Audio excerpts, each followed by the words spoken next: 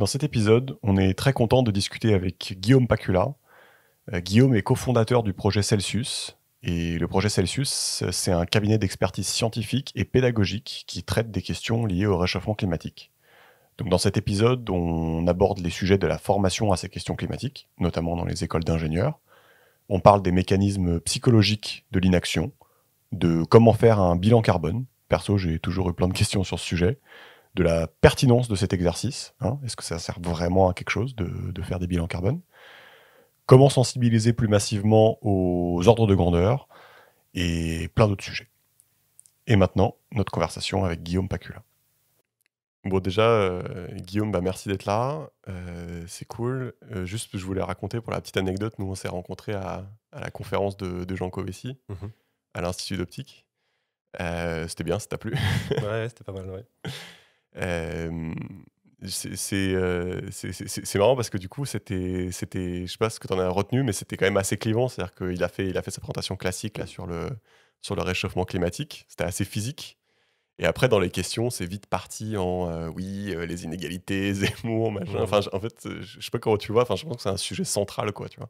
Ouais, bah, j'ai trouvé que c'était une masterclass déjà, hein. Je sais pas ce que t'en as pensé, mais en termes de pédagogie et de vulgarisation, ce qui est aujourd'hui nous, ce Ouais, qu'on fait beaucoup, j'ai trouvé que c'était un mec qui maîtrisait son sujet de bout en bout, quoi. C'était assez fou. Après, sur les ouais. questions, tu sens que c'est un homme de scène, quoi. Tu sens que c'est un type qui aime bien répondre aux questions. Et je pense d'ailleurs que c'est un peu, c'est ce pourquoi il faut autant de conférences, quoi. Ouais. C'est que je pense qu'il aime être sous le feu des projecteurs et répondre à toutes ces questions-là. Et les aspects politiques, les aspects économiques et les aspects un peu transverses sociaux, évidemment, c'est les questions que tout le monde se pose, quoi. Une fois que tu as fait le constat, tu passes pas 5 heures sur le constat, quoi. Tu essayes de rendre les choses un peu plus opérationnelles autant que possible. Ouais, ça, c'est Ouais. sûr. Et d'ailleurs, à ce propos, vu que toi, tu fais de la... Enfin, explique peut-être un peu, toi, tu fais de la formation dans des grandes écoles d'ingénieurs, C'est ça, ouais. du coup. Et c'est de la formation... Comment on peut appeler ça? C'est de la formation au développement durable? C'est quoi le bon mot? Comment tu décrirais le truc? Ouais, bah Tu c'est le un peu dur à sensibilises? dire. Ouais, c'est vraiment de la sensibilisation, quoi. C'est essayer, comme je te disais là, d'apporter le constat, mais ça, c'est un truc dans les écoles du supérieur. Globalement, les gens sont déjà plus ou moins sensibilisés. C'est pas si compliqué que ça de faire valoir le discours climatique. Ok. Après, c'est toutes les compétences transverses que tu peux avoir et toutes les questions que tu peux te poser, parce que ça, c'est un truc que j'imagine vous abordez assez régulièrement, mais globalement, changement climatique, c'est un truc qui est assez éminemment transverse. Tu parles pas que de physique, tu parles pas que de physique du climat, que de biologie, que de biodiversité, mais tu parles aussi de comment on communique sur ces sujets-là, de rapport à l'information, tous les aspects de gouvernance, de politique. C'est des sujets qui sont au moins aussi importants, en tout cas dans les aspects, on va dire, c'est ce que je disais tout à l'heure, opérationnels. Et c'est des choses sur lesquelles les étudiants du supérieur ont assez peu de billes parce que ça sort un peu du cadre des cours traditionnels. Donc c'est aussi ça qu'on essaye d'apporter autant que possible. Et du coup, vous intervenez genre aux côtés des profs. Enfin, c'est des modules, c'est des séminaires. Enfin, comment ça marche votre intervention? Ouais, bah ça dépend vachement en fait. Ça dépend. En fait, il faut quand même bien se rendre compte que toutes les écoles sont pas aussi avancées sur les sujets. Il y en a certaines qui sont, on va dire, très entreprenantes et qui ont déjà pas mal de formats, de sujets pour essayer d'engager les étudiants. En revanche, il y en a aussi un certain nombre d'entre elles qui savent pas du tout par où commencer, qui se rendent compte que c'est une exigence qui vient d'en bas, qui vient des étudiants, qui devient aussi un argument quasiment marketing pour les écoles et qui Hmm. savent pas du tout par quelle boule prendre. Donc là, nous, on propose des formats. On est vraiment sur des trucs qui sont de la demi-journée de formation, des modules de conférences qui sont plus de l'ordre de la sensibilisation, jusqu'à des formats vachement plus engageants, voire sur mesure, avec des concepts presque d'escape game, d'ateliers un peu engageants, tu vois, parce que ça les fait kiffer, et que globalement, si tu engages les étudiants par des procédés ludiques, ça marche beaucoup mieux, quoi. Et Donc, Ouais. ouais. Et vous, votre rapport par rapport à un prof stand, enfin, tu vois, genre, mon point, c'est pourquoi ils prennent pas genre un chercheur ou un hmm. expert de la question qui vient faire un module. Vous, votre rapport par rapport à ça, c'est que c'est plus interactif, c'est que plus engageant, c'est que c'est plus sympa, ou il y a d'autres trucs. Ouais, déjà, il y a de ça. Il y a plusieurs choses, hein. Déjà, il n'y a pas forcément la compétence en interne. Comme je t'ai dit, c'est vachement transverse, donc ça signifie qu'il te faut des compétences, pas seulement sur les aspects physiques, pas seulement sur les aspects communicationnels, gouvernance, etc., mais d'avoir une vision d'ensemble. Donc ça, c'est le premier point. Et puis, l'autre truc, c'est effectivement, c'est ce pourquoi on a créé le projet, c'est que on s'est rendu compte que globalement, établir la connaissance, la recherche scientifique sur le sujet, elle est assez formelle, quoi. C'est pas tellement difficile de comprendre qu'il y a un énorme souci vis-à-vis du changement climatique. Pour autant, le transmettre, ça c'est une vraie compétence, c'est une compétence de pédagogie, de vulgarisation et de sensibilisation. C'est pas forcément le métier des gens qui sont de premier plan sur les questions climatiques, Mais- les chercheurs en particulier. Ce qui est impressionnant, c'est qu'il me semble que vous avez une espèce de. Peut-être je me trompe, hein, mais une sorte de quasi-monopole. C'est-à-dire que quand tu m'avais cité toutes les écoles que vous aviez fait, Mhm. c'était impressionnant. En gros, c'était limite toutes les écoles d'ingénieurs que je connaissais. Bah, Donc, tu sais, c'est vachement organique, quoi. C'est-à-dire qu'elles sont Ouais. en train de se mettre au sujet. Ouais, Nous, on a d'accord, frappé à toutes les portes en disant Ouais. voilà ce qu'on fait, Et puis voilà ce boum, qu'on quoi. propose. Et puis, ils nous disaient vas-y, on va faire un truc, on essaye, et puis on voit Ouais. comment ça marche, quoi. Ouais. Donc, de manière un peu organique, ça s'est fait comme ça, et on a développé les formats. Enfin, c'est pour ça que c'est difficile de répondre à ta question, c'est que ça dépend vachement. Il y en a qui vont ils vont arriver en te disant nous, on a une demi-journée pour traiter les aspects numériques et les aspects du changement climatique. Il y en a qui vont te dire, ça a été notamment l'exemple à Supaéro, ils sont venus nous voir en disant on a 4 journées entières, il faut gérer la promo des deuxièmes années et on aimerait bien faire un truc sur la thématique du changement climatique. Qu'est-ce que vous avez à nous proposer? Donc là, c'est un petit peu de l'impro, quoi. C'est-à-dire qu'il va à la création et puis tu proposes un truc qui, toi, te parle. Et c'est un peu l'avantage aussi, c'est qu'en tant que jeune, ancien ingénieur, bah, tu te dis, grosso modo, qu'est-ce que j'aurais aimé avoir si j'avais été en cours sur ces sujets-là. Et donc c'est comme ça que tu crées, quoi. Et du coup, par rapport à tous ces sujets un peu touchy qui peuvent être, je sais pas comment appeler ça, les sujets un peu politiques, ou peut-être à des moments il faut un peu prendre parti. Je sais pas, quand vous expliquez que j'imagine qu'il faut avoir un avis sur le nucléaire, j'imagine qu'il faut avoir un avis sur combien il faut d'enfants par famille, combien il faut manger de viande. En fait, ça peut vite dégénérer, ça peut vite couler dans un espèce de débat moins factuel, je sais pas comment dire. Enfin, je sais pas comment vous gérez en fait le fait que ça... Bah, déjà, ça a jamais dégénéré. Bon, bah, c'est pas- Je pense que globalement, c'est des gens qui sont assez conscients des enjeux. Tu vois, ils renversent pas la table. Ça peut être parfois assez politique en Ouais. réalité, mais le fait de ne pas parler du changement climatique, c'est déjà aussi un positionnement politique en soi, tu vois.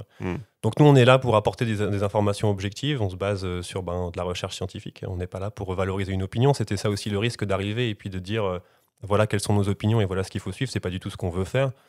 C'est même pas du tout adapté à de l'enseignement supérieur. Par contre, après, évidemment, il y a un temps systématiquement dans tout ce qu'on fait, d'échange, de partage.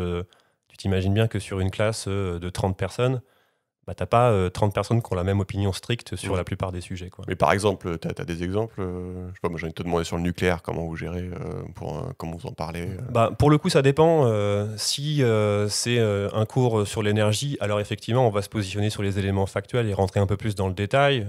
Moi, je peux donner mon opinion à moi en faisant bien valoir que ça reste une opinion et que c'est pas forcément... Au bout d'un moment, de toute manière, tu es obligé de t'émanciper des résultats scientifiques et tu es obligé de t'émanciper de la rationalité pour prendre position, parce que c'est aussi ça que c'est, on va dire, le débat politique. Pour autant, on essaie de les accompagner aussi loin que possible sur les aspects factuels. Après, nous, toutes les opinions, elles sont audibles, et c'est aussi dans la richesse du débat qu'on arrive à trouver des solutions, quoi. Il n'y a jamais eu vraiment d'antagonisme clair sur ce qu'on disait, parce que je pense qu'on ne se positionne pas en réalité. C'est pas vraiment notre rôle. Notre rôle, c'est d'essayer d'ouvrir le débat, de faire que eux se posent les questions et qu'ils rentrent chez eux avec un bagage de questions sur lesquelles ils ont besoin de se questionner. Tu vois. C'est plus ça la démarche, en réalité. Mais justement, ce que je me demandais, genre, comment vous mesurez le succès de ce que vous faites, genre, qu'est-ce qui fait que vous êtes content à l'issue d'une formation ou moins content, quoi? Ouais, bah ça, c'est hyper dur, tu vois. C'est ce qu'on appelle la mesure d'impact. Et ça, c'est un énorme challenge du changement climatique, d'une part, parce que si tu arrives à quantifier l'impact que tu as, bah, ça signifie que tu peux t'engouffrer dans les brèches de ce qui a le plus d'impact, ça c'est sûr. Après, moi, je dirais que tu as plusieurs choses. En tout cas, je le ressens dans mon quotidien. Tu as d'une part les aspects presque quantitatifs, c'est-à-dire que quand tu as permis d'éviter, par exemple, des tonnes de CO2 équivalent par le biais d'un bilan carbone ou par le biais d'une politique de réduction des émissions de gaz à effet de serre, alors tu peux vraiment justifier d'une réduction quantitative, ça c'est clair. En revanche, moi, dans mon quotidien et dans ma perception à moi en tant que Guillaume Pacula, personne qui est impliqué dans les enjeux, mon impact, je le ressens beaucoup plus sur les discussions que j'ai avec les étudiants, les retours un peu informels de gens qui te disent que pour eux, ça a été un débat important et que ça change leur manière de percevoir comment ils vont s'intégrer dans le marché du travail, ce qu'ils ont envie de faire, leurs idéaux, etc. Donc, c'est dur de le quantifier. Mais par contre, quand tu es au-devant d'étudiants qui ont un peu vrillé au motif que tu es venu intervenir et les sensibiliser sur les sujets, au plan perceptif, c'est un délire, quoi. Ils ont vrillé, ils sont là. Ouais, mais ça arrive, hein, ça arrive qu'il vrille. Mais c'est-à-dire que toi, t'es un peu le Attila du climat, tu déconstruis, mais ça arrive, parce que de plus en plus, au début c'était le cas sur des électifs, t'arrives, c'est 20 personnes qui sont chauffées à blanc et qui ont envie de savoir ce qui se passe sur les enjeux climatiques. Et de plus en plus, tu fais en sorte que toute la promo dans son intégralité soit touchée. Donc même, on va dire, le ventre mou des gens qui sont pas spécialement intéressés et ceux qui sont a priori pas vraiment intéressés. Donc t'es un peu obligé d'arriver, donner un coup de pied dans la fourmilière et essayer de leur faire réfléchir d'une manière un peu inédite, quoi. Et ça peut révéler des trucs un peu profonds, ouais, ça c'est sûr. Mais Georges, toi, t'étais pas bien non plus quand. Enfin, je crois je me souviens, on avait fait le livre de Jean Covici là, qui était je vais jamais retenir son nom. Dormez tranquille jusqu'en 2100. Je me souviens plus, on avait publié cette vidéo, mais Georges il était en PLS sur le canapé, il disait. Plus de PlayStation, plus de machin, 5% de croissance en moins par an. C'est la première réponse, quoi. Tu vois qu'il y a un problème systémique, Ouais. ça t'ouvre les yeux, quoi. Donc, mais je pense qu'on est tous passés par là. Enfin, maintenant, je le vois. Tu commences à voir un pattern un peu systématique chez les étudiants et je serais plus ou moins à même de te dire où est-ce qu'ils en sont dans leur processus de rédemption climatique, tu vois. Donc on te montre un gars et toi t'es capable limite maintenant de dire sa coupe de cheveux, ses vêtements, je peux te dire. Non, mais pas à l'apparence, mais ce que je veux dire c'est que les limites tu t'es imaginé 4 niveaux dans ta tête de... C'est les différentes phases du deuil. Ouais, c'est ça. Genre, C'est le deuil de la croissance. Okay. C'est vraiment ça, mais moi j'y suis ça. passé, mon associé Clément y est passé aussi. Ouais. Au début, t'es là, le monde il est beau, tu fantasmes sur un pavillon, un meudon, un Renault Scénic et un Labrador Ouais, c'est ça. avec ton petit job d'ingénieur. Et puis tu prends une conférence de Jean Covici de plein fouet et puis tu te dis, ouais, en fait, peut-être que le paradigme dans lequel j'étais est pas le bon. Non, quoi. mais c'est vrai que moi ça m'a niqué à la tête et des fois je m'en veux d'en avoir écouté autant d'heures. C'est que, en fait, je sais pas, j'ai le cerveau en vrac, quoi. C'est-à-dire que dès que je pars en vacances, que je vois une voiture un peu grosse qui passe, même électrique, ou un truc comme ça, je regarde des trucs en béton, des trucs un peu monumentaux, des grues ou des choses comme ça.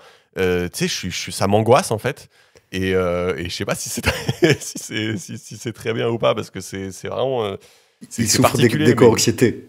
Non, mais tu vois ce que je veux dire, je pense que c'est absolument nécessaire. Moi, je l'ai vécu, je suis toujours un peu dans ça. Après, tu trouves des raisons. Quand tu t'engages et que tu trouves un peu de sens, ça appelle ces trucs-là. Tu vois, moi, c'est ce que j'ai appelé la dissonance cognitive. C'est ce que j'ai appelé, c'est pas moi qui l'appelle, hein, mais je veux dire, c'est ce que j'ai ressenti comme étant une dissonance cognitive. C'est qu'effectivement, tu te rends compte que le paradigme dans lequel tu es, il est complètement absurde, quoi. C'est absurde vis-à-vis des limites planétaires. C'est toute la thèse de Jean Covici.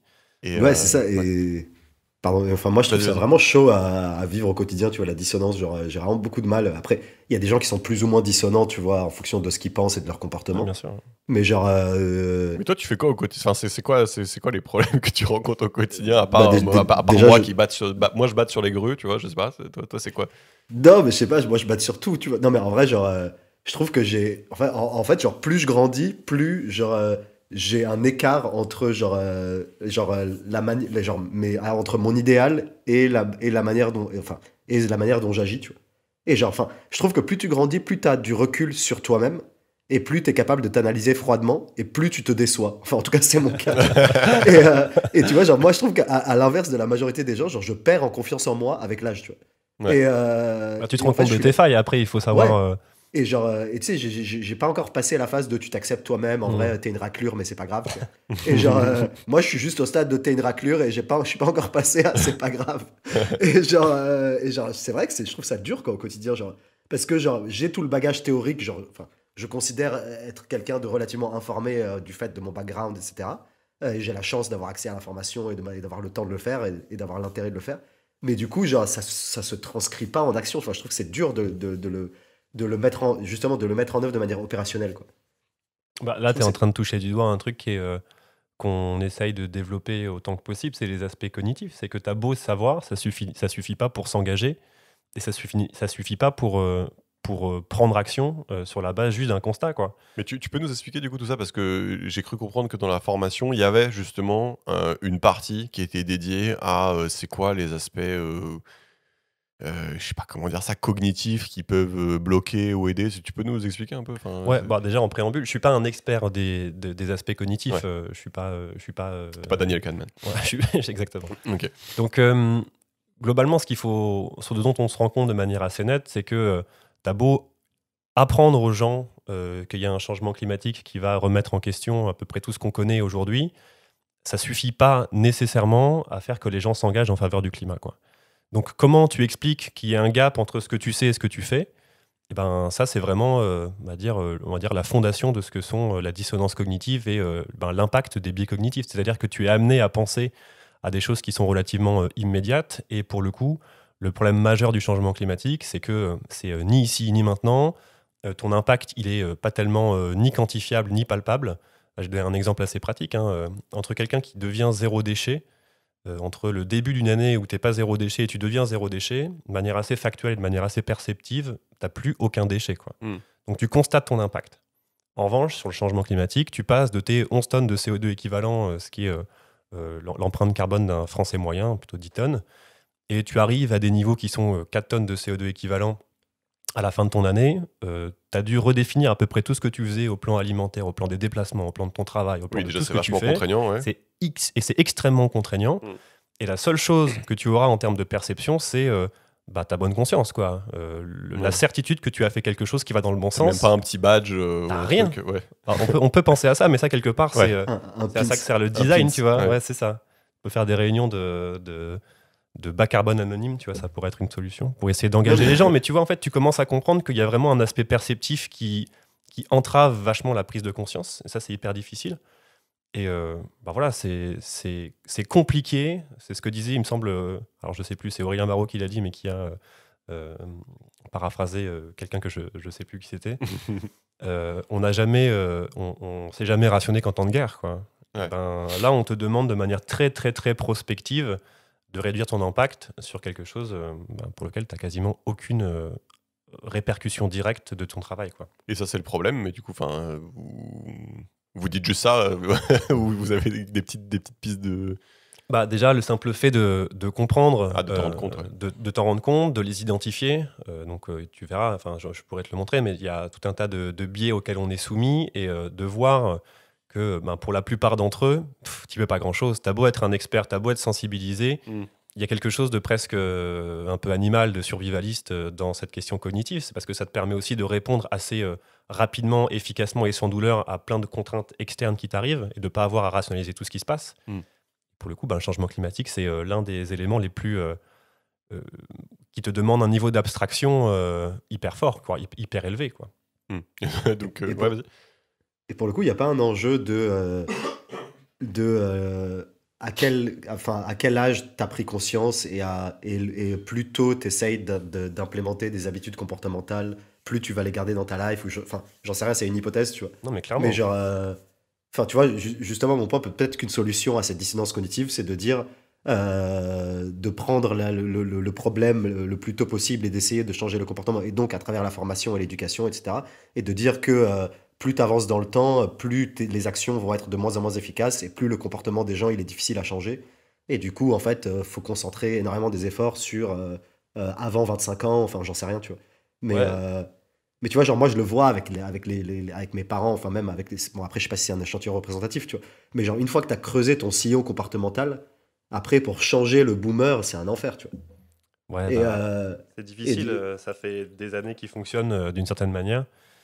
Tu peux pas de balayer d'un revers de la main toutes les habitudes que tu as prises depuis 60 ans, quoi. C'est sûr que c'est beaucoup plus difficile que quand tu as 20 ans.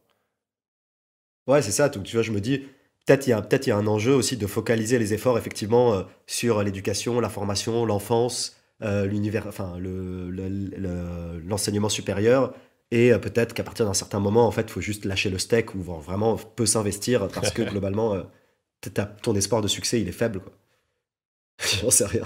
Non, mais il y a vraiment beaucoup de ça. Et tu as évoqué quelque chose qui me semble assez central, c'est la question des habitudes.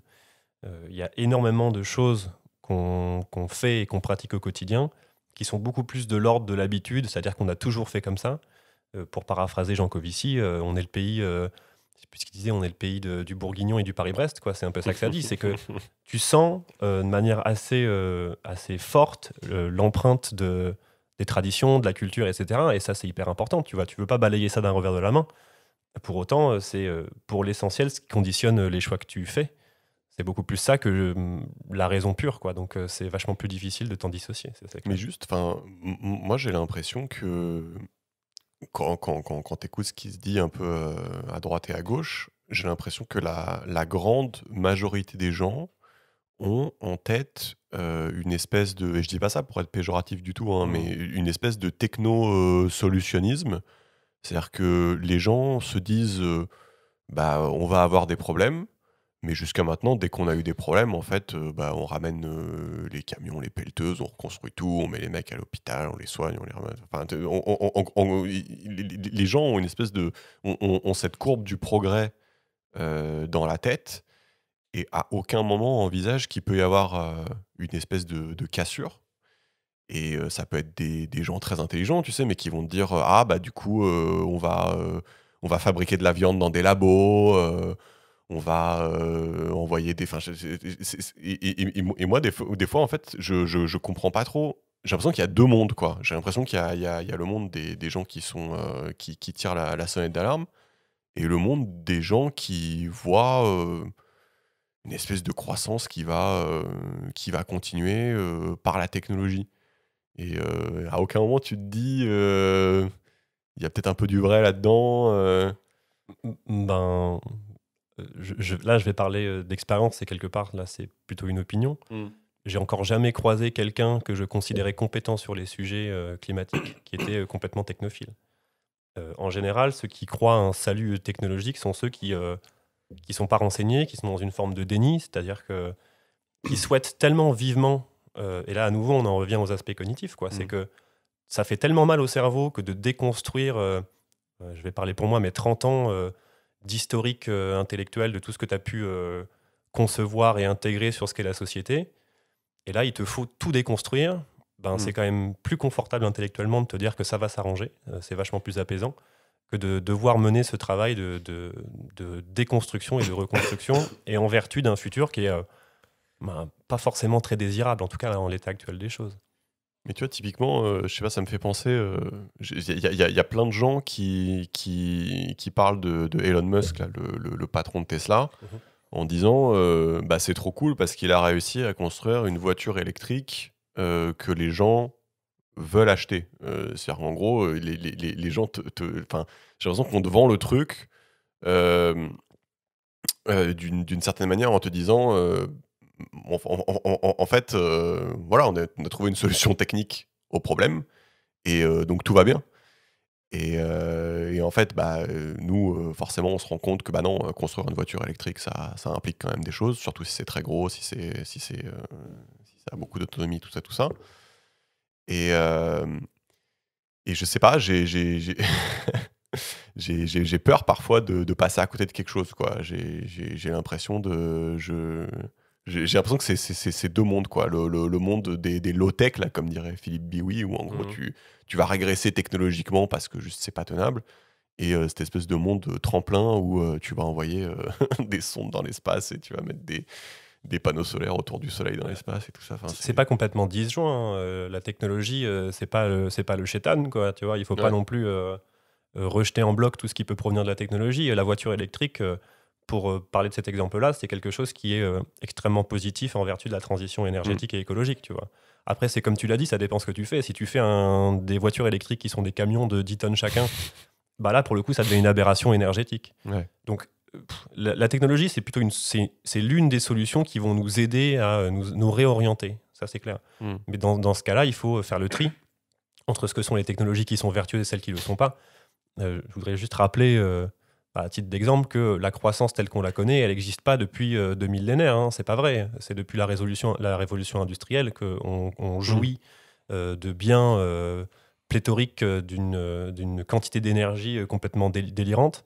Si on prend l'exemple de l'avion, qui je trouve incarne bien ce genre de truc, il y a 50 ans, on ne prenait pas l'avion, quoi. C'est pas quelque chose qu'on faisait, c'était pas dans le royaume de l'accessible, et ça dérangeait personne. Donc aujourd'hui, se dire comment est-ce qu'on peut faire pour prendre l'avion et que ça soit bas carbone, est-ce que c'est la bonne question à se poser? Est-ce que la question, elle n'est pas plutôt pourquoi est-ce que j'aurais besoin de prendre l'avion? Est-ce que c'est une nécessité impérieuse? Et parce qu'on peut le faire, est-ce qu'on doit le faire? Mais ça, c'est pareil, c'est des questions qui ont plutôt trait à une redéfinition de ce en quoi on croit, Et si vous avez été bercé depuis 50 ans au progrès, à la croissance et au progrès technologique, c'est difficile d'un coup d'un seul de se dire qu'en fait, c'est pas forcément le salut, quoi.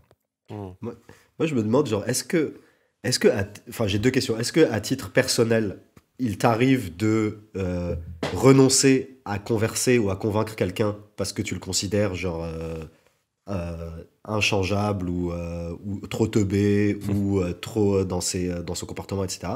Et même chose, est-ce que, à titre d'entreprise, est-ce que ça vous est arrivé de refuser des clients parce que vous considériez que leur démarche n'était pas sincère? Euh, ok, donc pour la deuxième partie, oui, clairement. Et en fait, je vais te donner une réponse qui englobe les deux questions. La question, elle est pour moi, comment est-ce que je peux maximiser mon impact et comment je peux faire en sorte que moi, en tant que personne, je puisse justifier de l'impact le plus manifeste possible en vertu de la transition écologique et environnementale, tu vois. Donc j'ai 24 heures par jour, j'ai 7 jours par semaine. Comment je fais pour maximiser ça? Donc pour la première question, si tu prends une répartition globale des gens à qui tu parles, et ça se voit d'autant plus dans une promotion, par exemple, dans laquelle on intervient, tu vas avoir, je vais dire, 20% de gens qui sont archi chauds, qui sont super motivés, qui sont ceux qui sont déjà engagés.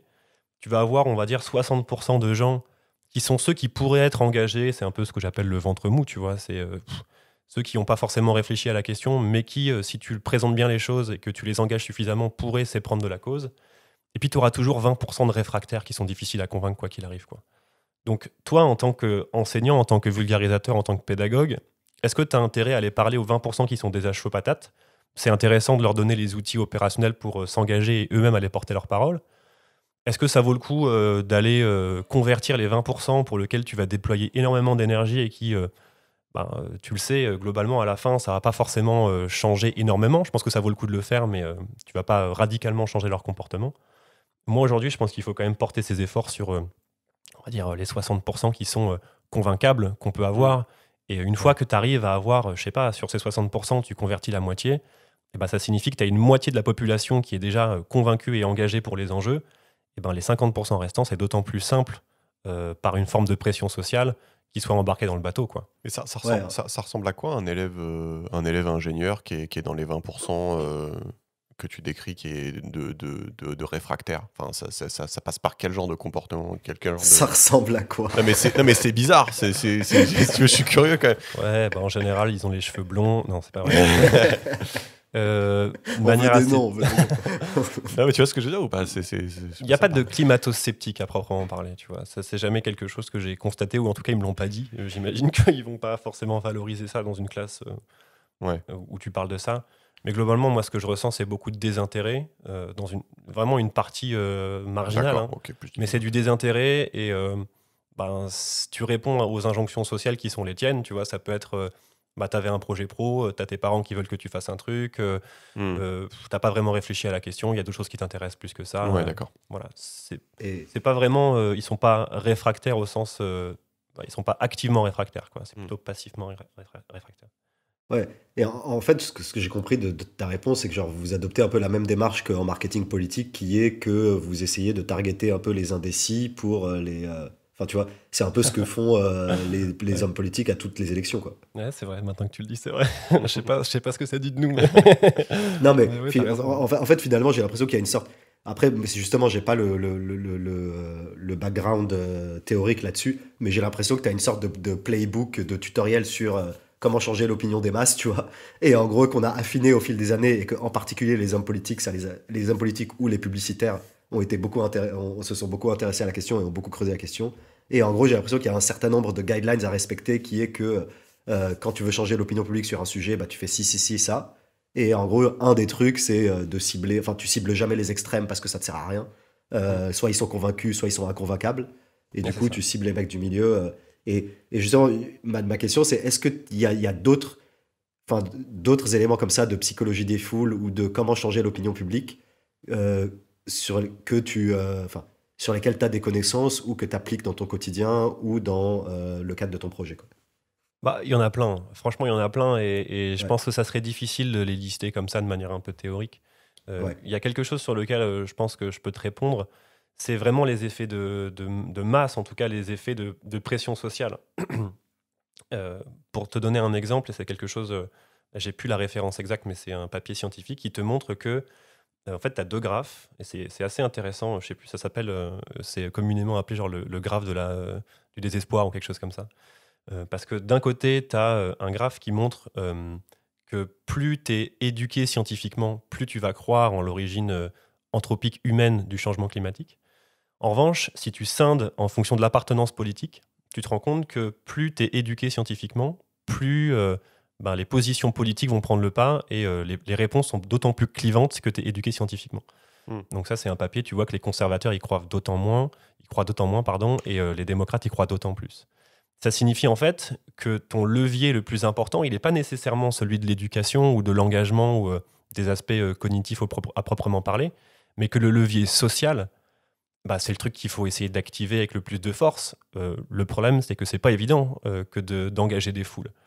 Et au quotidien, c'est quelque chose que tu ressens énormément. En une conférence, ou en tout cas en une formation d'une demi-journée, tu vas pas réussir à engager tout le monde. Par contre, avec des efforts répétés, tu vois, vraiment des coups de boutoir que tu relances régulièrement, tu vas voir que les esprits vont commencer à changer un peu à la marge au début, et puis avec de plus en plus d'ampleur. Et puis c'est vraiment des petites victoires que tu vas...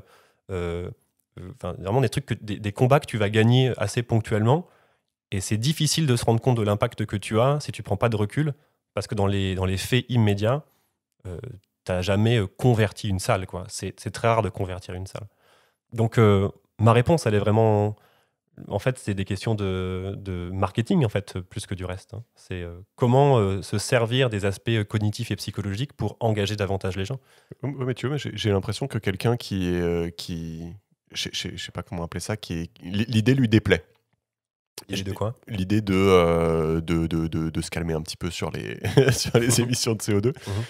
L'idée lui déplaît. J'ai l'impression qu'il y a eu, au fil des années, une espèce de shift qui était, au début, tu dis, ça vient pas des hommes. Tu dis, le climat a toujours varié, je sais pas quoi, tu essaies de mettre un peu le doute. Ensuite, maintenant, les gens disent, ça vient des hommes, mais... enfin, si le niveau des eaux monte, on va juste déménager, quoi. Tu vois, des choses comme ça. Et il y a toujours une espèce d'excuses, de nouveaux discours. Il y en a un à la mode aussi, c'est la croissance, ça fait sortir les gens de la pauvreté, donc vous êtes méchants de ne pas vouloir appliquer ça. Et en fait, je suis pas sûr d'avoir compris, parce que tu dis en effet que... Mais ça, c'est un truc qu'on avait vu, hein, Georges, que en fait, c'est marrant parce que plus la personne est intelligente, plus elle va trouver des bonnes excuses pour justifier son avis. Mais ça marche pas vraiment dans le sens, plus elle est intelligente, plus elle va avoir le bon avis. Donc ça rejoint ce que tu disais là. Et du coup, j'ai pas trop compris comment tu faisais pour sortir de ce paradigme, parce qu'en fait, le gars, j'ai l'impression, pour caricaturer, qu'il y a des gens, plus tu les éduques sur le sujet, plus ils vont trouver des arguments fancy pour te contrer, quoi. Là, ce que tu es en train de dire, c'est que ton niveau d'éducation / d'intelligence te préserve pas des aspects cognitifs, quoi. Mais ça, c'est ce que tu disais tout à l'heure. C'est assez évident. Et globalement, en fait, ça, c'est quelque chose qu'on montre assez régulièrement et qui vient d'un article de Bonpote qui était lui-même repris, il me semble, d'une étude de Cambridge, qui sont les 12 excuses climatiques qui te permettent de ne pas t'engager en faveur de la transition, quoi. Et en fait, tu te rends compte que tout ce que tu dis, ça peut être découpé en 4 cadrans. Capituler, c'est-à-dire on n'y arrivera pas, se concentrer sur les coûts, sur des effets un peu marginaux, c'est-à-dire les petits gestes, déférer la responsabilité, et puis un dernier qui est c'est trop difficile, si je caricature. Et tu te rends compte qu'au sein de ces 4 catégories, tu as, si tu fais le total, 12 excuses pour ne pas s'engager, et à peu près toutes les excuses que tu as entendues dans ta vie et que tu n'entendras jamais, elles rentrent dans l'une de ces catégories. Donc, une manière, on va dire, un espèce de guide d'autodéfense de l'excuse de l'inaction, ça serait d'avoir des réponses à apporter à chacune de ces 12 excuses, quoi. Donc ça, c'est un premier point.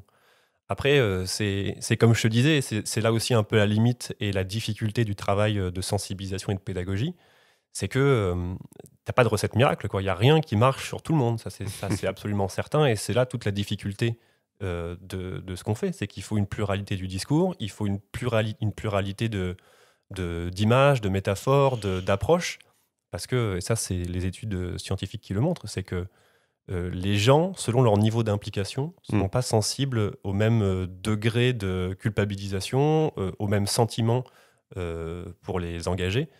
Et ben voilà, c'est-à-dire que... Et ouais, vas-y. Pardon. Moi, j'ai une question. Enfin, tu viens de partiellement y répondre en disant voilà, il faut une pluralité d'approches, etc. Mais moi, je me demande genre, enfin, quelle est la place de la radicalité là-dedans? C'est-à-dire, genre, dans ta pluralité d'approches, euh, est-ce qu'il y a des approches qui sont plus importantes que d'autres, notamment par exemple l'approche radicale que certaines assos peuvent avoir, ou la désobéissance civile, ou etc. Genre, dans quelle mesure être radical dans le monde d'aujourd'hui face à l'urgence climatique, c'est important, dans quelle mesure c'est l'approche qu'on doit privilégier ou pas. Parce que, enfin, tu vois, là-dessus, j'ai l'impression que tu as deux trucs. Tu as la réponse de ça radicalise le bord d'en face, donc en fait, finalement, c'est contre-productif. Et tu as la réponse de bah non, ça t'ouvre la fenêtre d'Overton, ça fait que le champ des possibles est plus grand, ça suscite des vocations ailleurs, c'est une minorité, souvent elle influence la majorité, etc., etc. Donc, dans quelle mesure aujourd'hui être radical et aller jeter des poches de sang sur Macron, c'est stylé ou pas? Bah, j'ai pas de réponse. J'ai pas de réponse. La seule chose que je peux te dire, c'est que c'est clairement un sujet qu'il faut aborder et ça fait partie des sujets qu'on aborde avec plaisir auprès des étudiants. Pas de les inciter à la désobéissance civile, mais en tout cas de l'envisager comme l'une des solutions possibles à l'engagement, à la sensibilisation.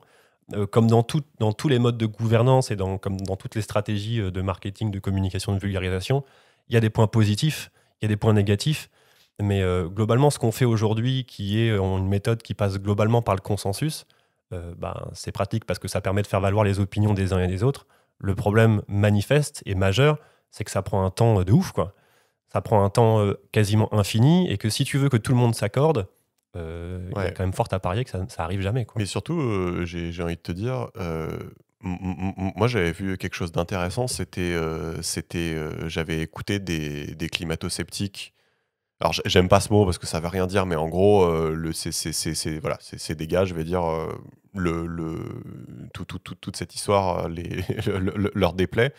Et en gros, le discours, c'était quand même, c'est toujours un peu le même. C'est-à-dire qu'en gros, ils font pas exprès, hein, c'est leur subconscient, mais en gros, ils sèment le doute. C'est-à-dire qu'ils vont dire ah, ça, on sait pas. Là, ça, on n'est pas tout à fait sûr. Cette étude-là qu'ils ont publiée, moi, C'est les données, la elles technique sont... des lobbies pétroliers depuis des années, hein. Voilà, c'est ça. Et si j'ai bien compris, on faisait ça aussi sur le trou dans la couche d'ozone. Il y a aussi des mecs pour dire on sait pas, non, tout va s'écrouler si on arrête d'utiliser ces aérosols et ces machins.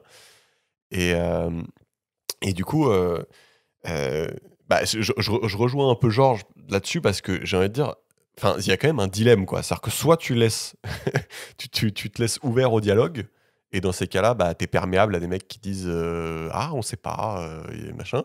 Ou soit tu viens dans une certaine forme de radicalité et tu dis non, non, c'est fini, on arrête pour parler, on arrête de discuter. C'est vrai que c'est- Bah, Exactement, tu vois. Enfin, pardon, genre, là aussi, c'est de l'opinion pour le coup, parce que moi, j'y connais rien. Mais genre, effectivement, face à, genre, comme tu dis, genre, l'urgence, le fait qu'on n'ait pas le temps. Enfin, tu vois, moi, ce qui me pousse à dire que être radical aujourd'hui, c'est important et c'est stylé et il faut qu'il y en ait plus, c'est un, le fait qu'on n'a plus trop le temps. Deux, le fait que empiriquement, on constate que depuis les 30 dernières années, où on sait que le réchauffement climatique arrive, on sait que c'est le bordel, bah, la tendance, elle est mauvaise. En fait, on ne change pas nos comportements. Et du coup, tu vois, face à ces deux trucs de dire, bah, ça fait 30 ans qu'on le sait et on ne change pas, plus ça devient de plus en plus urgent, et le 3 genre, il y a des effets d'auto-entretien Mais et là, de... les gens, ils vont te répondre, c'est ton avis, tu vois. Oui, oui. Ces Non, gens mais relous, tu vois. c'est ça, non, mais c'est la vie de chacun, Voilà. ben justement. Ouais. Et je me dis, genre, face à ces trois trucs de dire c'est exponentiel, on change pas et on n'a plus trop le temps, je me dis, en fait, t'as plus trop le choix que d'être radical. ça Ou se en tout justifie cas, complètement, ça c'est sûr. ouais, ou en tout cas, faut qu'il y ait une proportion plus élevée des électeurs, des citoyens qui soient radicaux et qui adoptent des comportements qu'on considère excessifs, quoi. C'est-à-dire qu'une forme de radicalité démocratique, quoi. C'est-à-dire arriver à un seuil de gens qui sont prêts à renverser tout. Mais pour être parfaitement franc, je suis d'accord avec toi. À titre individuel et personnel, je suis partisan de la radicalité. En tout cas, des incentives légales qui pourraient émerger, moi je serais le premier avis à ce qu'on m'interdise de prendre l'avion, à ce qu'on me donne des quotas de consommation de viande, de consommation d'essence, etc. quoi. Justement, je voudrais que tu commentes mon excuse à moi. Parce que moi, mon excuse, c'est qu'en fait, tu vois, moi, je veux bien faire des trucs, mais en fait, c'est horrible ce que je dis, mais en fait, j'ai pas envie d'être un pigeon, en fait. C'est-à-dire que j'ai pas envie de faire mes trucs et d'être tout seul, quoi. Et en fait, moi, si tu me demandes de voter des lois collectives pour qu'on se réfrène, je vais être le premier à te dire, vas-y, c'est parti. Par contre, si tu commences à essayer de me vendre un truc où moi, je vais devoir faire quelque chose pendant que les autres se gavent, moi, c'est un peu mon excuse, tu vois. Non, mais Je sais pas si c'est une bonne... Je pense que c'est pas une très bonne excuse. Je suis pas le garant de la moralité. Moi, je suis assez d'accord avec toi. C'est sûr que en l'état actuel des choses, je me dis, ok, les gens le font pas. Si ceux qui sont très informés et capables de le faire le font pas, alors personne le fera. Tu vois. Donc c'est un peu ma manière de tendre l'autre joue. Après, je suis 100% d'accord avec toi. Ce que ça permet de faire, donc de voter des initiatives coercitives qui te permettent de dire que voilà, maintenant c'est pareil pour tout le monde. Tu t'affranchis de tous les aspects cognitifs de te dire moi je vais me forcer moi-même à manger moins de viande, je vais me forcer à pas prendre l'avion quand les autres le font, quoi. Donc je pense qu'en réalité il y aurait beaucoup plus de gens que ce qu'on croit qui seraient d'accord pour le faire, et c'est vraiment ce qu'on essaie de faire avec la sensibilisation, c'est préparer les consciences à ce que quand ça arrive, on ait un seuil critique de personnes qui soient d'accord pour implémenter des mesures coercitives qui soient...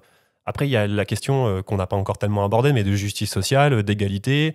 Comment tu fais dans la radicalité pour... radicalité ne veut pas dire inégalité, quoi. Donc, il faut aussi, dans la force et la vigueur des initiatives qu'on va mener, qu'elles soient relativement justes, qu'elles soient équitables, qu'elles permettent de régler le problème et pas qu'elles soient juste là, juste pour une vertu de communication ou on tape du poing sur la table.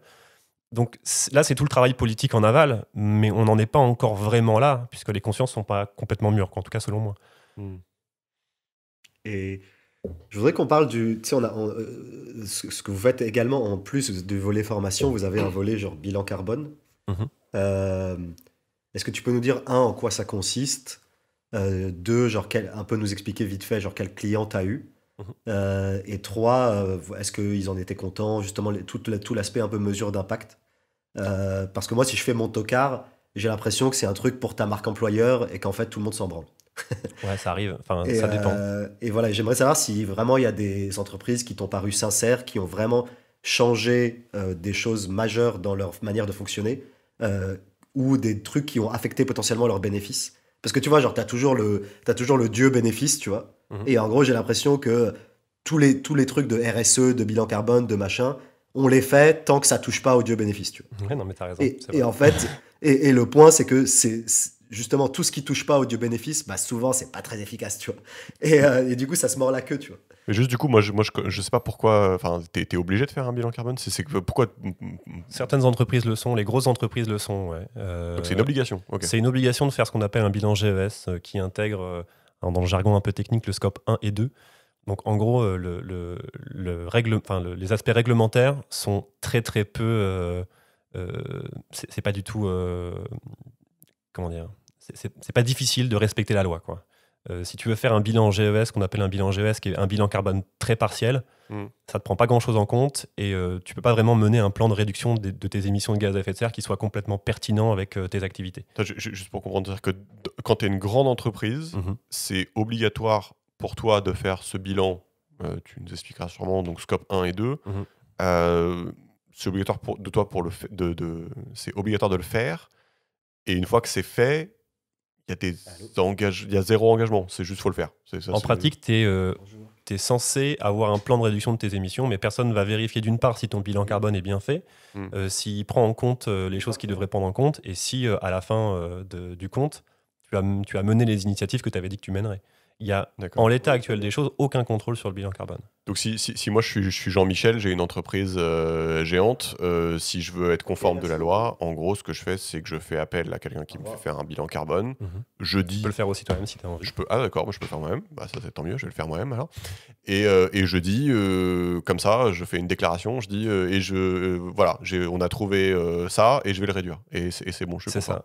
ça. Avec c'est cette un peu petite lèche, quand même. nuance que, par exemple, je vais te donner un exemple, mais si tu veux faire le bilan carbone, je vais caricaturer un petit peu, mais le périmètre, ça serait ton appartement. Si tu décides de dire que moi, j'ai envie de compter dans mon bilan carbone que la cuisine et la salle à manger, bah, tu as parfaitement le droit. Personne ne va rien te dire à ce sujet-là parce que ça dépend de toi. Alors après, tu as un guide méthodologique qui est quand même là pour attester que tu fais les choses comme il faut. Mais si tu le fais pas vraiment comme il faut, tu n'auras aucune répercussion, quoi. Ouais, ça c'est le deuxième truc que j'ai pas compris, c'est comment c'est possible de faire un bilan carbone. Enfin, moi, je suis patron d'une société. À un moment, si je veux prendre en compte tous les crayons en papier qui arrivent chez moi, le papier toilette, en fait, ça me paraît juste. Trop difficile. Ouais, mais c'est peut-être juste parce que je connais pas, mais Non, en mais fait, parce je que- comprends pas en fait. Ok, je vais résumer ce que c'est qu'un bilan carbone. Vas-y, Un ouais. bilan carbone, c'est essayer de faire un inventaire des émissions de gaz à effet de serre qui sont produites de manière directe ou indirecte par ton entreprise. Ouais. Donc, comment tu fais ça, sachant que tu n'as pas une sonde que tu mets sur le pot de l'échappement de ton entreprise pour calculer, en tout cas, sonder combien de CO2 tu émets, combien de méthane tu émets, combien de gaz à effet de serre tu émets. Donc, on est obligé de procéder par des approches qu'on appelle estimatives, c'est-à-dire que tu vas devoir collecter ce qu'on appelle les données d'activité, c'est-à-dire combien de fuel tu crames à l'année, quels sont les déplacements de tes collaborateurs, qu'est-ce qu'ils mangent à la cantine, qu'est-ce que tu as acheté, est-ce que tu as acheté du plastique, du métal, du machin, etc. Auquel tu vas poser ce qu'on appelle des facteurs d'émission, c'est-à-dire pour une tonne d'essence, quand tu la brûles, combien de CO2 équivalent ça va émettre. Mhm. Et en fait, tu vas juste essayer, avec tes petites mains et en comprenant l'entreprise du mieux que tu peux, à poser une estimation la plus fidèle possible des émissions de gaz à effet de serre telles que tu la comprends. Donc ça nécessite une forme d'expertise parce qu'il y a des postes d'émission qui seront prépondérants. C'est-à-dire que des choses assez marginales, en tout cas en termes de fonctionnement d'entreprise, peuvent prendre une place extrêmement importante dans le bilan carbone global. Alors qu'à l'inverse, certaines choses je vais donner un exemple assez pratique, mais la gestion des déchets, c'est en général un poste assez marginal qui cristallise beaucoup d'attention en général dans les entreprises.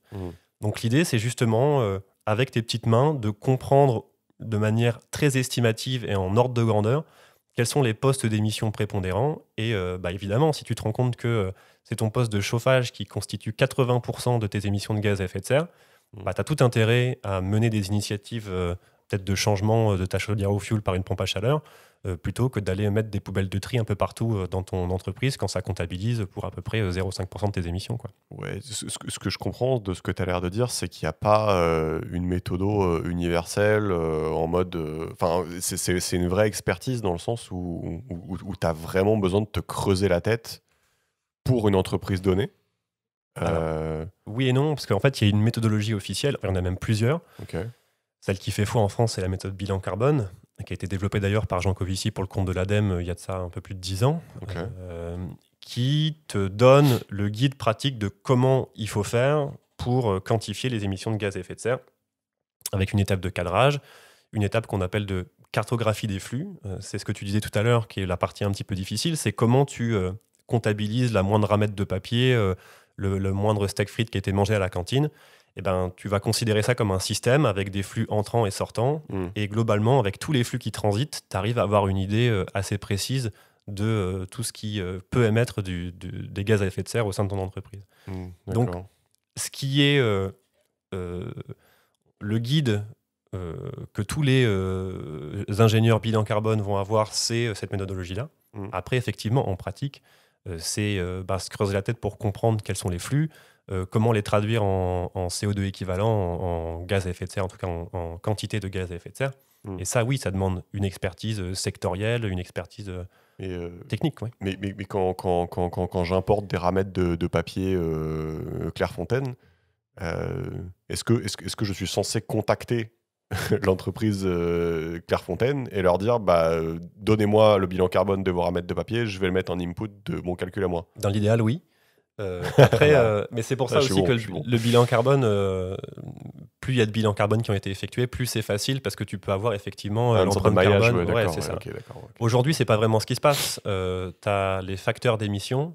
Donc, par exemple, une ramette de papier, c'est tant de kilos de CO2 équivalent. Et ça, c'est l'ADEME qui fait ces calculs-là par des analyses en cycle de vie. Ah, d'accord. Et donc, tu te bases sur ça pour faire tes estimations.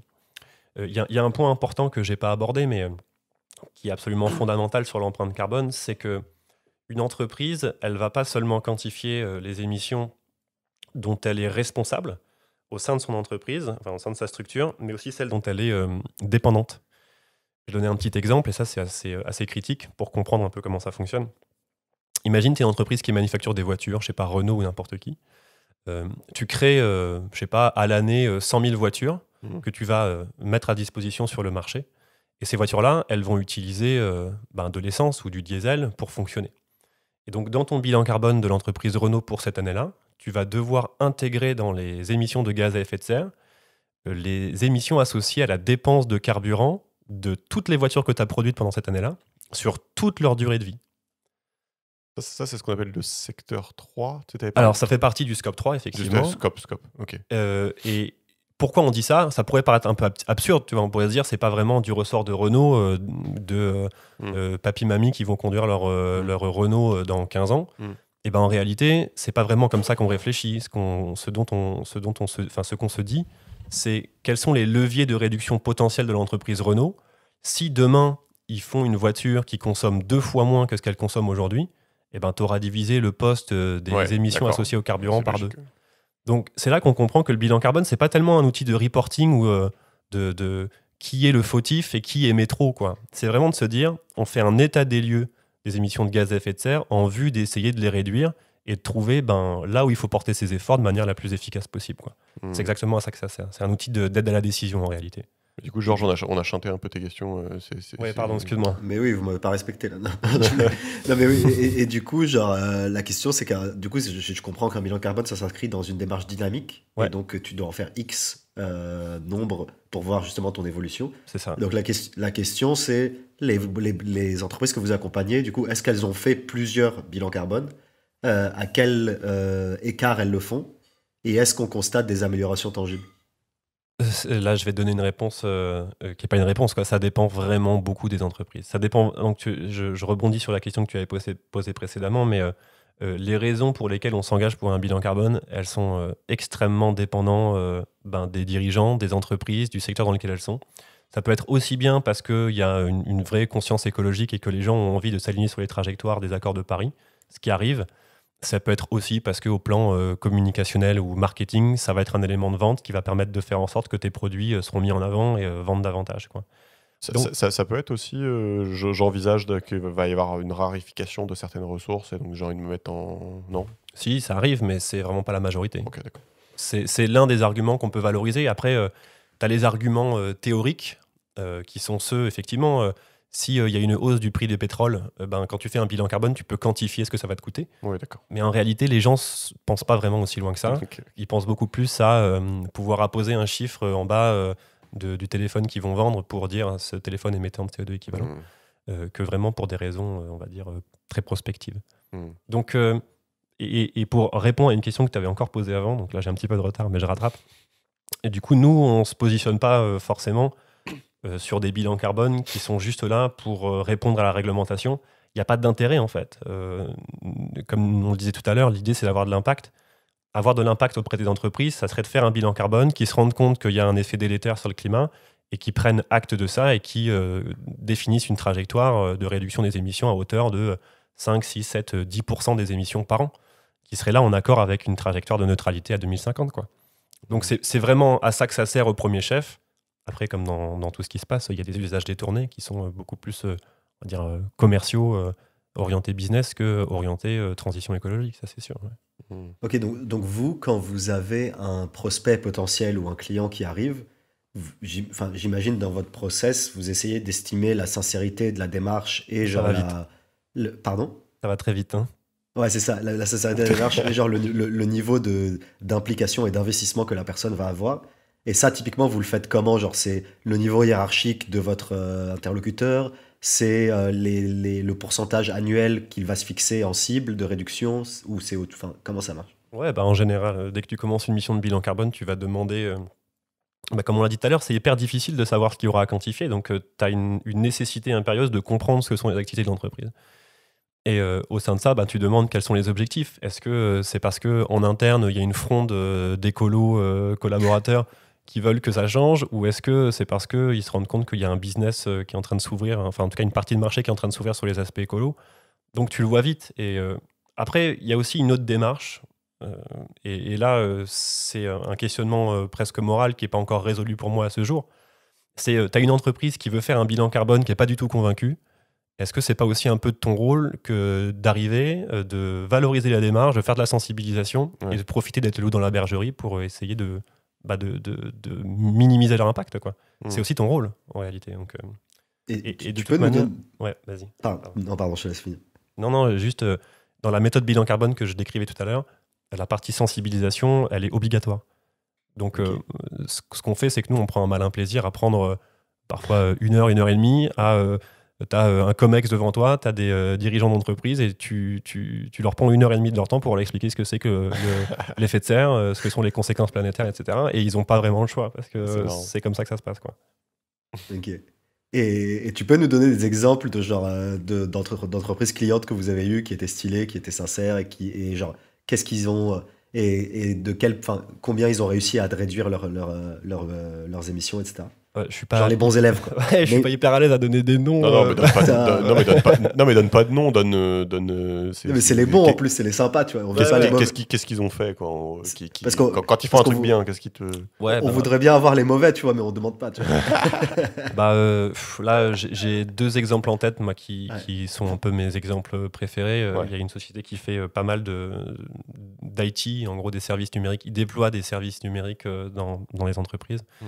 Et il y a vraiment la question de la quantification de l'impact du cloud, du numérique, etc. Donc nous, on est intervenu pour faire leur bilan carbone au premier ordre, donc des activités de l'entreprise, mais aussi et surtout des produits qu'ils vendaient, ce qui n'est pas du tout évident, en fait.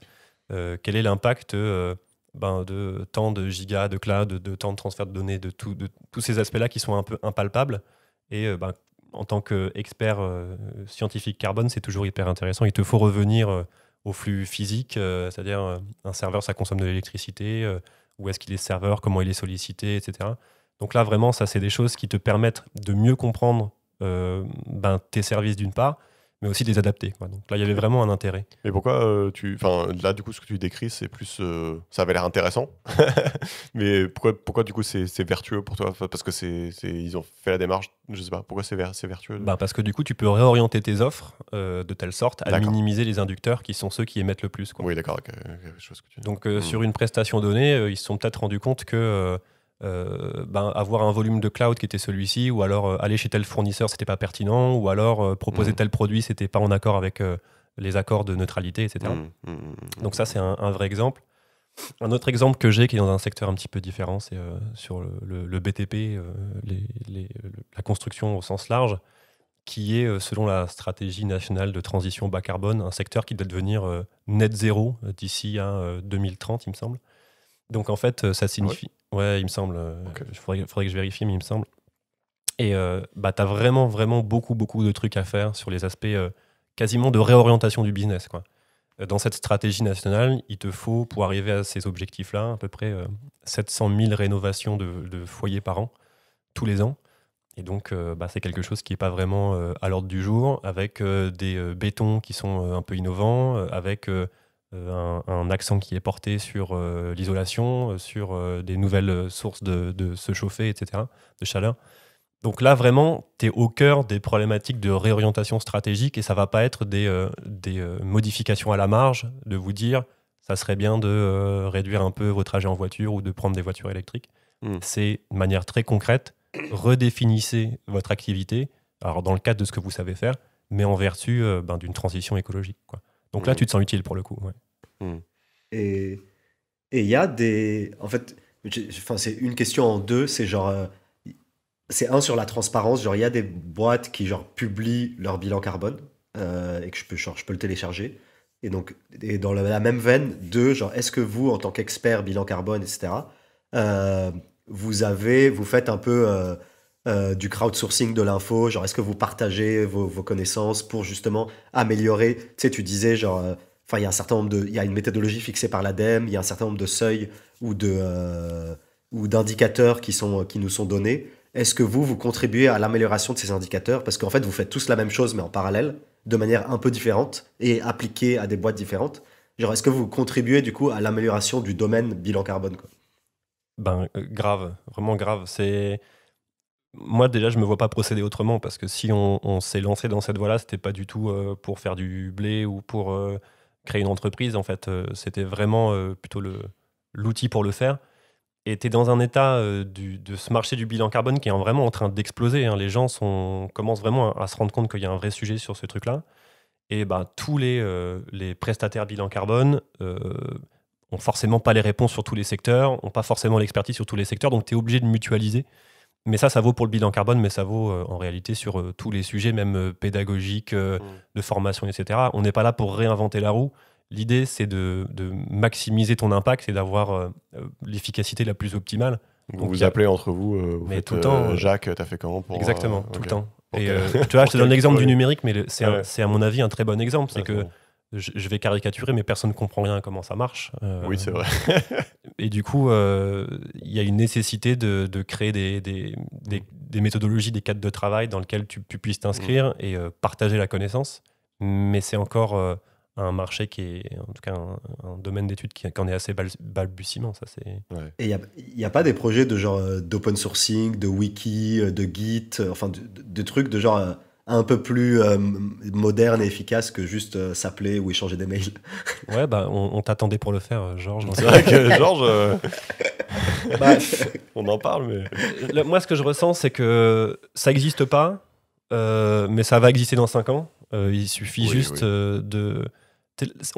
À nouveau, on en est un peu aux prémices, au balbutiement, et on est en train de construire de la connaissance. Elle n'est pas encore à un état où on arrive à la synthétiser de manière très claire, où il y a des méthodologies qui font foi. Ouais, il faudrait se faire un énorme Notion avec tous les acteurs du bilan carbone, ça serait sympa. Donc, il y a des initiatives comme ça qui sont en train de germer, mais c'est pareil, que, tu vois, c'est la question des référentiels communs. C'est-à-dire que tu as plein de trucs qui émergent. Il va y avoir 10 référentiels communs qui vont émerger. Il va falloir faire un référentiel commun pour les référentiels communs, etc. Donc, le travail d'unification et d'harmonisation, il est en cours, il est dur, il prend du temps.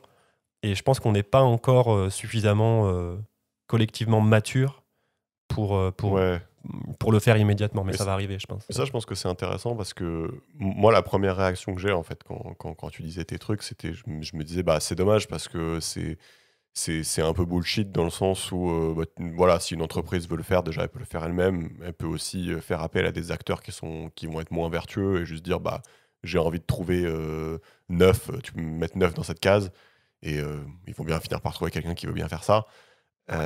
Et donc ouais, mais en fait quand tu commences à dire que c'est les balbutiements en fait et que c'est en fait sûrement qu'on est obligé d'en passer par là et qu'à la fin dans quelques années il y aura potentiellement plus ce genre d'écueil parce que les choses seront un peu plus en ordre.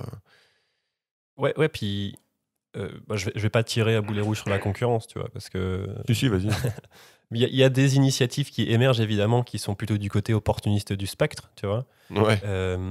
Tu disais, il y a beaucoup d'argent à se faire. Il y a beaucoup d'argent à se faire. Non, mais ça, c'est évident. Il y a beaucoup d'argent à se faire. Ça va devenir, a priori, dans les mois/années à venir, complètement obligatoire et avec un cadre qui, à mon avis, sera plus exigeant que ce qu'il est aujourd'hui. Ouais.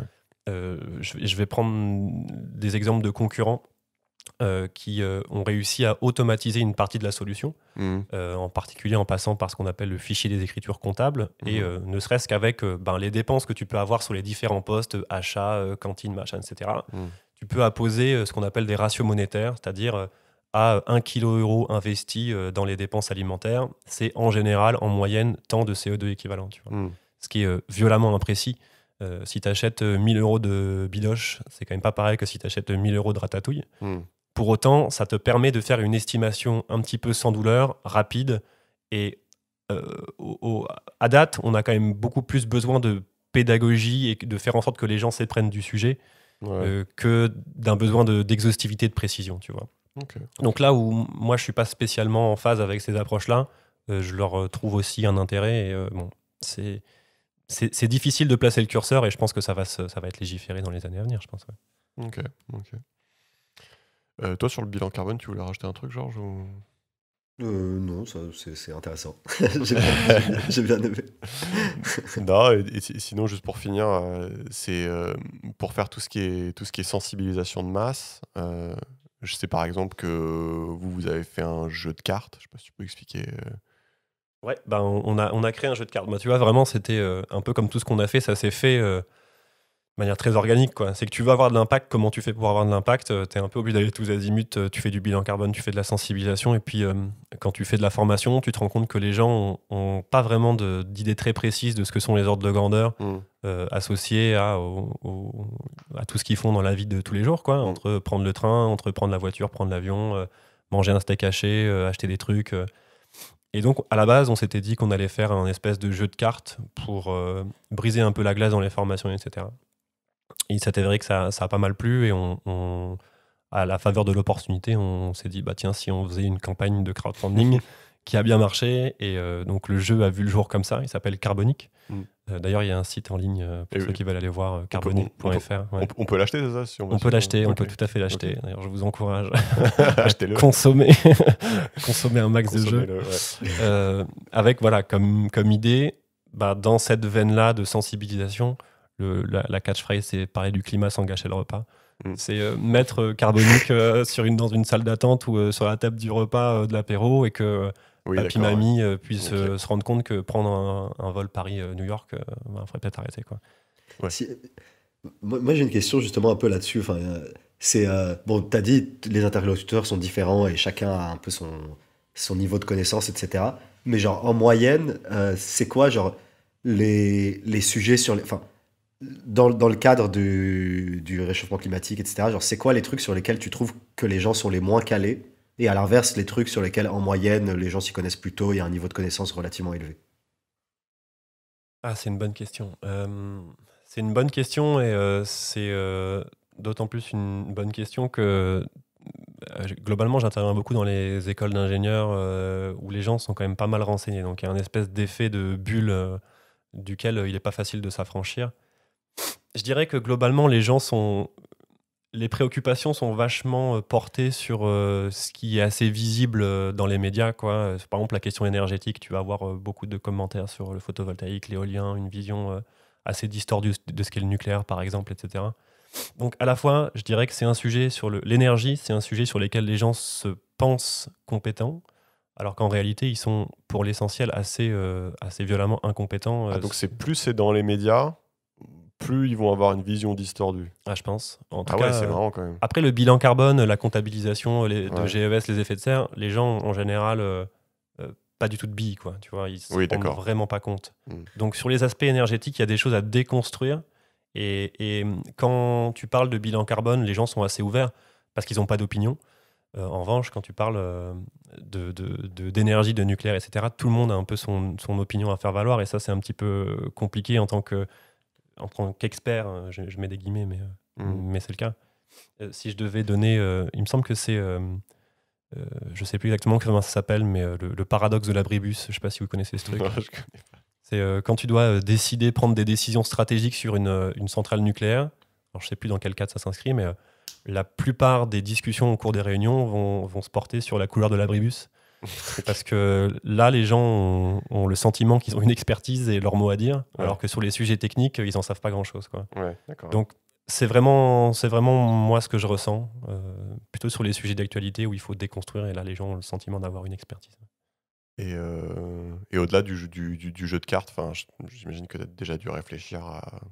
Ça peut être quoi d'autres vecteurs d'éducation de masse là, c'est pareil, il y a deux choses. Il y a ce qu'on aimerait faire et ce qu'on peut faire en pratique. Ah oui, non, mais vas-y, lâche-toi.